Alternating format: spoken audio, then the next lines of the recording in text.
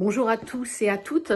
Donc, dans le cadre du projet Parier sur la conteuse et le conteur, moi j'avais envie de vous parler d'un projet que je mène avec la ville de Besançon et que j'ai mené aussi pendant 5 ans avec la ville de Saint-Denis. Donc je vais m'attacher plutôt à Besançon pour vous en parler.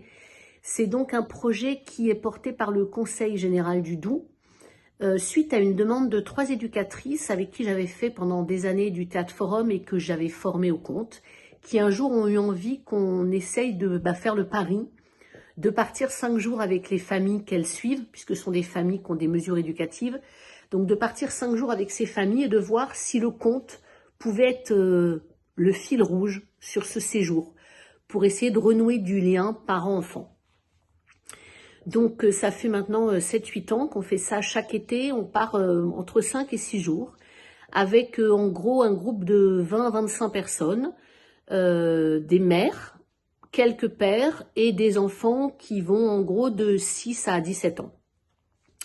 Comment ça s'organise? Moi, je mène des ateliers par an autour du conte, du récit de vie. D'un autre côté, dans la journée, je mène des ateliers enfants autour du conte, de l'imaginaire, d'inventer des histoires. On travaille dans des espaces très différents selon les gîtes où on est. Chaque jour, les enfants vont rendre à leurs parents, vont offrir à leurs parents quelque chose de ce qu'ils ont traversé. Pas forcément tous, ceux qui en ont envie. Pareil du côté des parents. Pour vous donner un exemple, une année, j'avais fait travailler les parents sur l'histoire du prénom de leur enfant, en y mêlant du récit de vie, ou d'autres choses. Et le soir, chaque parent était allé chuchoter à l'oreille de son enfant l'histoire du prénom. Et c'était très beau de voir comment les adolescents étaient extrêmement émus d'entendre ce type de paroles venant de leur père ou de leur mère. Chaque jour aussi, pendant ce séjour, il y a une veillée conte. C'est moi là qui raconte, pour que les parents et les enfants partagent ensemble des histoires, qu'on puisse échanger ensemble autour des thèmes qui ont été traversés dans ces histoires, s'ils en ont envie. Et là, je raconte que ça peut être dans une chambre, mais ça peut être aussi près d'une rivière.